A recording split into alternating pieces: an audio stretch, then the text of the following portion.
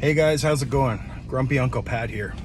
Just a quick minute, just leaving my counselors, and I wanted to remind people that have endured cruelty tend to practice cruelty. Hurt people, right? And it's something that we should probably keep in mind when we're engaging with people, that if I endured cruelty growing up consistently, from any source, parents, peers, family, society, I tend to want to be, or I become a cruel person. If I never experienced empathy, I'm not going to know how to feel empathy.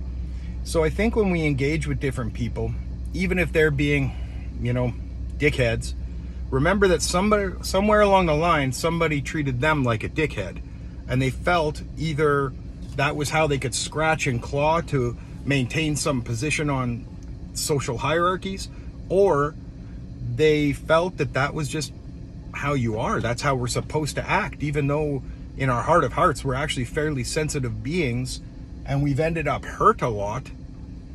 So maybe it's kind of like scar tissue. If something gets damaged enough, it toughens up.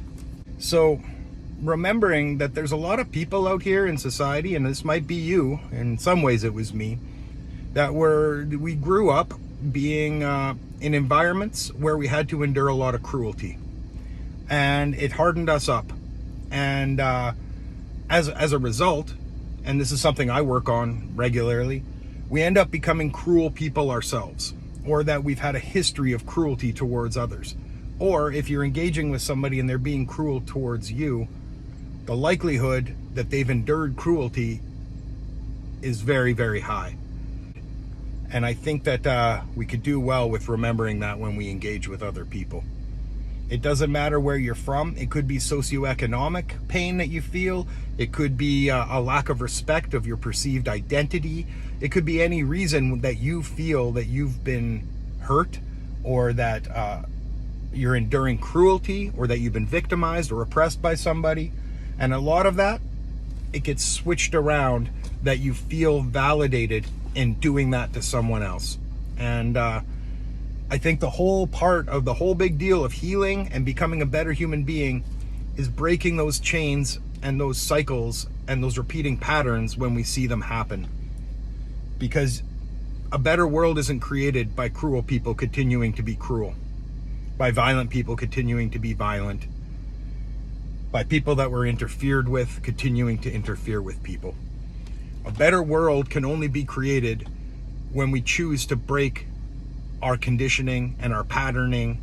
Another point that I think is important to mention, and this is a principle that it's common to almost every philosophy in the world, every culture, every tradition in the world, is that if we do inventory on where our pain was started, or who was cruel to us at an early age, or wherever that was rooted in, then we're going to be forced to look at the consequences of that and how we've acted as a response to that cruelty or that pain or that hurt that happened to us. And it could be something aggressive, or it could just be neglect, or it could just be witnessing things that were horrific.